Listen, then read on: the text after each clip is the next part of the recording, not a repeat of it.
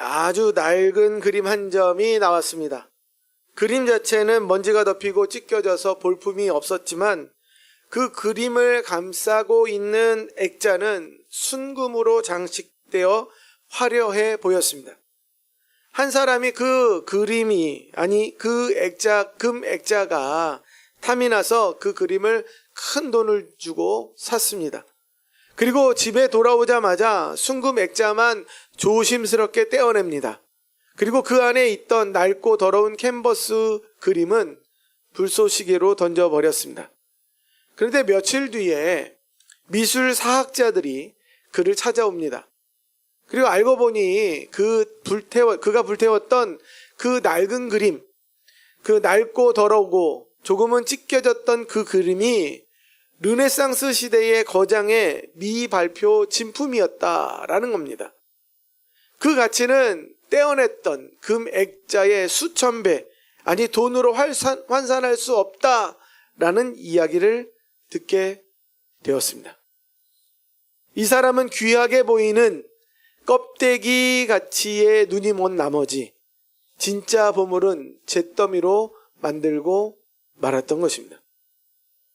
오늘 읽은 마가복음 5장에도 이와 똑같은, 아니 이보다 더 훨씬 더 비극적이라 부를 수 있는 가치 판단의 혼동, 그 실패가 등장합니다. 거라사라는 지방에서 일어난 사건을 통해 예수님을 만난 사람들이 범할 수 있는 영적 가치의 혼돈을 우리 함께 주의해 보고자 합니다. 거라사 지방에 예수님께서 도착하십니다. 그때 무덤에 살고 있던 한 사람을 만나시죠. 그는 군대라 이름하는 많은 귀신들이 들려있는 사람이었습니다. 읽지는 않았습니다만 이 귀신 들린 사람은 통제할 수 없는 사람이다 라고 5장 앞부분에 등장합니다. 쇠사슬로 묶어두었는데도 그를 통제하지 못했던 이유를 이와 같이 말씀합니다. 이는 여러 번 고랑과 쇠사슬에 매였어도 쇠사슬을 끊고 고랑을 깨뜨렸음이로라. 그리하여 아무도 그를 제어할 힘이 없는지라. 아무도 그를 통제할 수 없었습니다. 쇠사슬로 묶어놓아도 끊어버렸죠. 그리고 밤낮 괴성을 지르면서 돌로 자기 몸을 해하는 사람이 바로 이 군대 귀신 들린 사람이었습니다. 이 사람은 결국 이 사람은 인격이 파괴된 채 살 수밖에 없었고, 또 다른 사람이 보기에는 짐승보다 못한 삶을 사는, 그리고 많은 사람들에게 버려져서 무덤 사이, 죽은 자들 사이에서 살 수밖에 없는 사람이었습니다. 예수님은 그 불쌍한 영혼을 긍휼히 여기십니다. 그리고 귀신들을 쫓아내셨습니다. 그 속에 있는 귀신, 군대였습니다. 수많은 귀신이었죠. 그럼에도 불구하고 예수님의 말 한마디에 벌벌 떨고 그리고 쫓겨갈 수밖에 없었던 것이죠. 그렇게 그 귀신들이 예수님 앞에 간구합니다. 마침 산기슭에 이렇게 간구하죠. 하나는 이겁니다. 예수님, 우리가 이 지방을 떠나지 말게 해주십시오.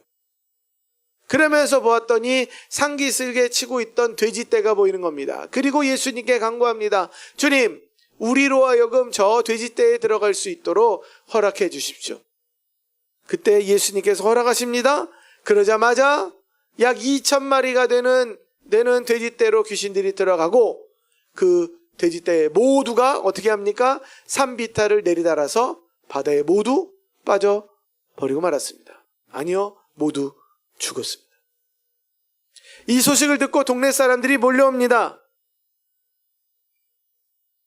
사랑하는 성도 여러분, 예수님이 찾아가신 거라사 사람들의 눈에 두 가지 압도적인 현실이 펼쳐집니다. 하나는 평소에 동네의 골칫거리자 공포의 대상이었던 미칭아기가 옷을 단정히 입고 온전한 정신으로 예수님 발치에 앉아있는 기적의 현장이었습니다. 한 영혼이 죽음에서 생명으로 돌아왔고 아무도 통제할 수 없었던 그 사람이 예수님 곁에 단정히 앉아있는 그 모습을 보게 된 것입니다. 또 다른 하나는 마을의 중요한 자산이었던 돼지 2,000마리가 바다에 빠져 죽어 떠오르는 막대한 경제적 손실의 현장이었습니다. 낯선 예수라는 사람 때문에 생긴 일이라는 이야기를 들었기에 모두 다 달려와서 보았던 현장은 설마 했던 그 현장보다 더 참혹했고, 또 정말 우리의 모든 재산이 다 바다에 빠져버리고 말았구나 라는 망연자실한 현장이었던 것입니다. 이 두 장면을 여러분 머릿속에 떠올리시면 좋겠습니다.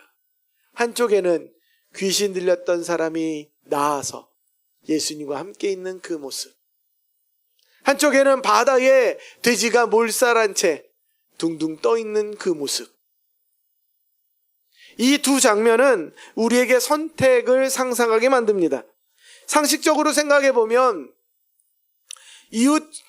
우리의 이웃이 끔찍한 고통에서 이제 벗어나서 이제 정상적인 사람이 되었다라는 그 모습을 보고 우리에게 정말 큰 기적이 일어났다라는 마음으로 즐거워하고 잔치를 벌여도 될 만큼 기쁜 일입니다.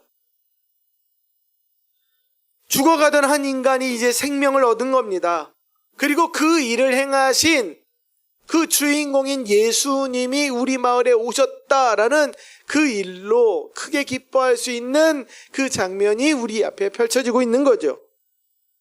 그런데 오늘 본문 15절과 17절은 우리 인간의 타락한 본성이 얼마나 끔찍한지를 말씀하고 있습니다.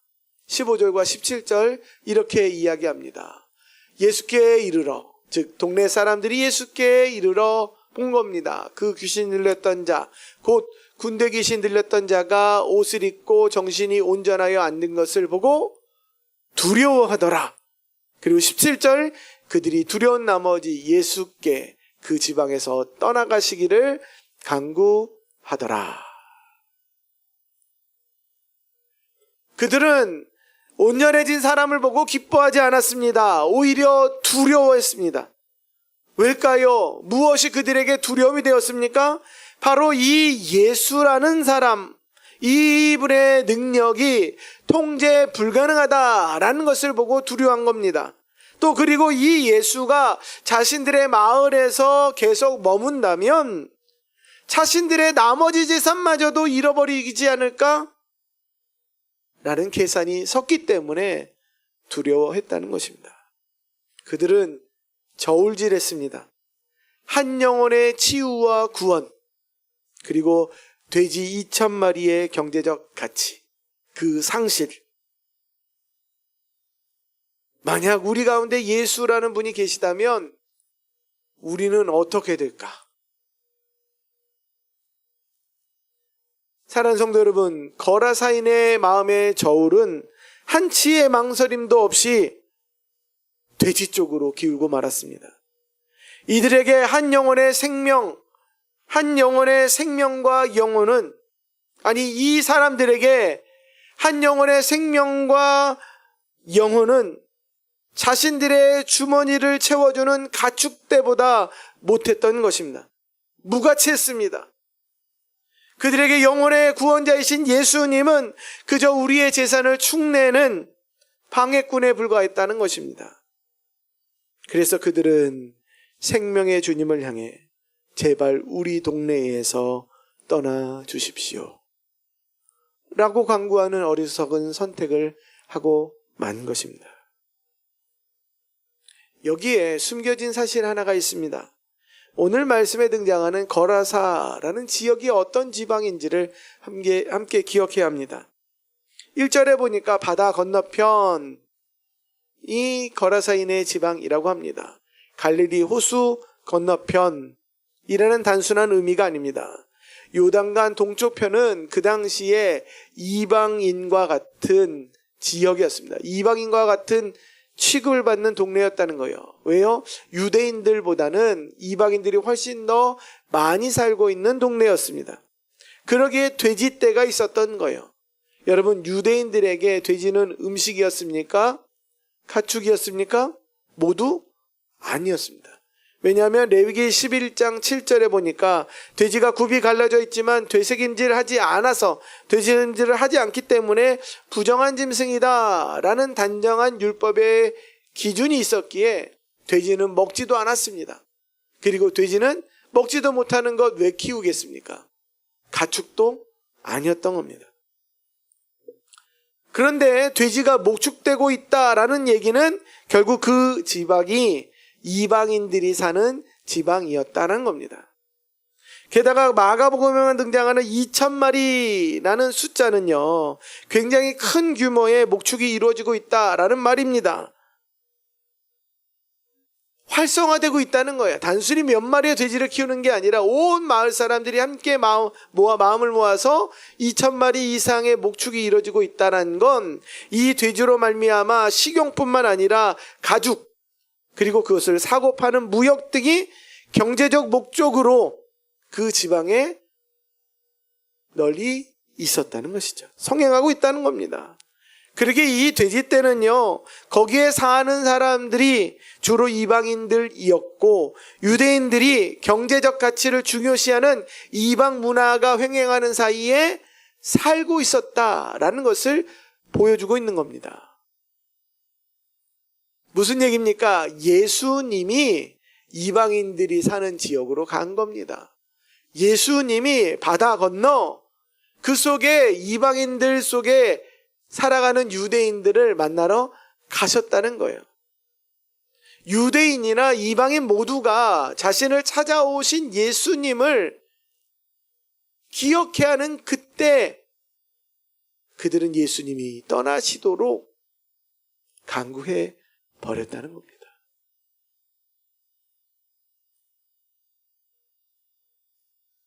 사랑하는 성도 여러분, 마가복음을 읽으면서 여러분 예수님이 찾아가셨다라는 뉘앙스를 주는 본문이 있었을까요?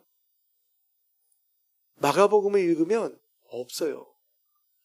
예수님을 찾아서 소문을 듣고 동네에 계시면 동네에 계신 대로, 바닷가에 계시면 바닷가에 계신 대로 사람들이 찾아 몰려왔지 예수님이 찾아가신 적은 없었던 거예요.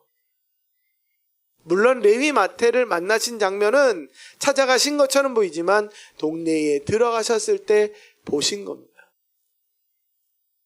그렇다면 거라사 지방은 예수님이 찾아오신 은혜를 누렸다라고 말해도 과언이 아닐 것입니다. 그럼에도 불구하고 찾아오신 예수님을 어떻게 얘기합니까? 향하여서 뭐라 얘기하죠? 우리 동네를, 우리 마을을 떠나주십시오. 우리 마음속에도 얼마든지 거라사인의 선택이 있습니다. 아마 성경을 읽으면서 여러분들 읽은 이 본문을 읽으면서 비슷한 말씀을 읽으면서 군대 귀신이 돼지떼로 들어가 무려 2,000마리 이상이 되는 돼지떼가 다 바다에 빠져 죽었다로만 읽었을 수도 있습니다. 또 이 사건 뒤에 거라사 사람들이 예수님께 자신의 마을을 떠나주십시오 라고 강구했다라는 17절의 말씀 한 절만 기억해낼 수도 있을 겁니다.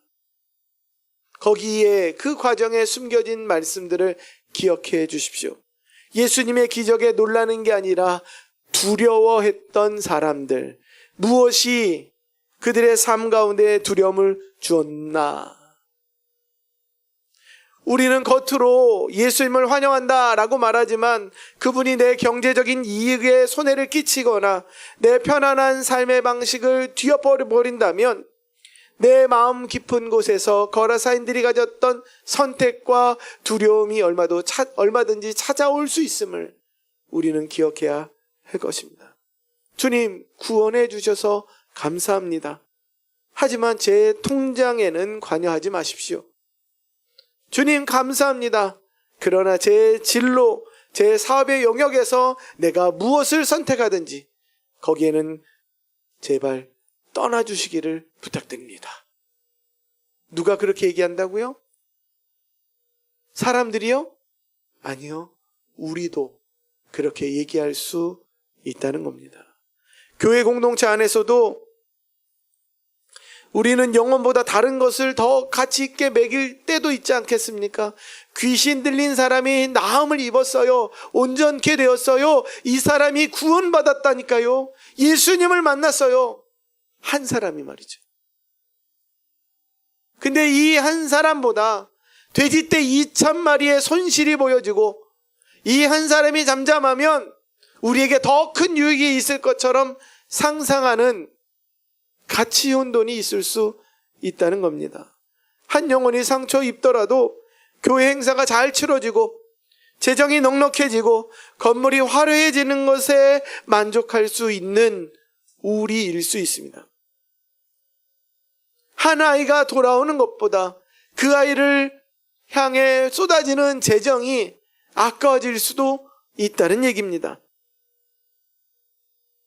그렇다면 한 영혼이 회복되는 것, 군대에 귀신 들렸던 자가 회복되고 예수님 곁에 함께 머무는 것보다 잃어버린 돼지떼를 아까워했던 거라사인과 같은 선택이, 혼동이 우리에게 있을 수 있는 것입니다.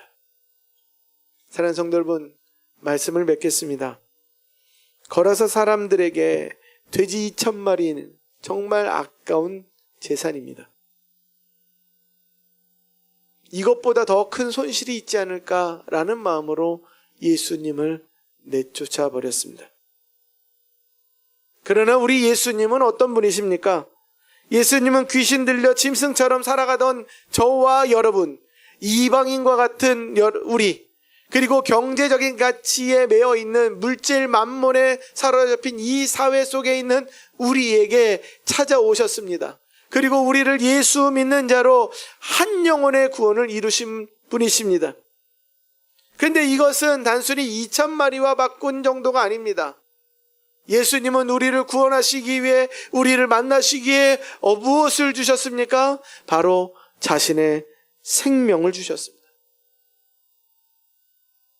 세상은 돈과 성공이라는 가짜, 금거로 된 액자를 자랑하지만 그것을 위해 자신의 모든 것을 주었다, 노력했다라고 이야기하지만 우리는 그런 노력이 없음에도 불구하고 가장 큰 보물을 우리의 삶 가운데, 우리의 생명 가운데 간직하게 되었습니다.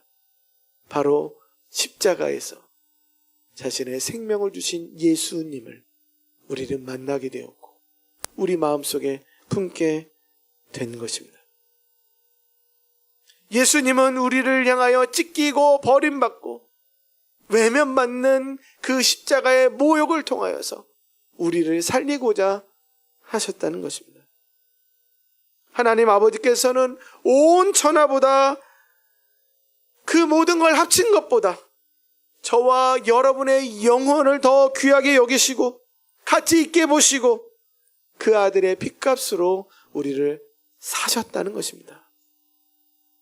우리는 이 은혜를 받은 자들입니다. 진정으로 이 복음의 은혜를 깨닫는 자라면 더 이상 돼지떼를 잃어버릴까 두려워 예수님을 문 밖으로 몰아내지 말아야 할 것입니다. 이 은혜가 나를 살리고 나에게 가장 값진 보물이라 인정했다면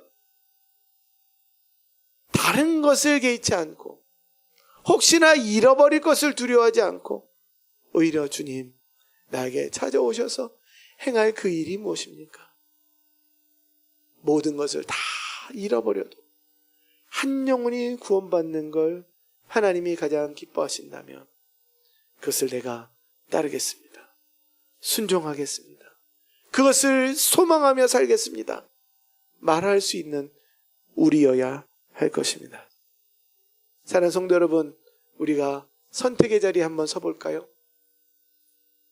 여러분의 삶의 영역에서, 가정과 직장에서 예수님, 이제 제발 나를 떠나주십시오 라고 간구하는 가치 혼동은 없으십니까? 한 영혼보다 세상의 헛된 재물과 세상의 성공을 더 사랑했던 거라사 사람들의 어리석음이 우리에게는 있지 않은지요? 예수님을 향한 헌신을 저버린 채 걸어서 사람들의 선택에 빠져 있지 않은지 생각하는 이 주일이기를 원합니다. 우리는요, 가장 값진 법에 예수님을 마음에 모시고 어떤 손해가 오더라도 주님과 동행하는 것을 최고의 가치 삼는 주원의 가족임을 잊지 마시길 바랍니다. 그 은혜 안에 사는 한 주간이 되기를 주님의 이름으로 축원드립니다. 기도하겠습니다.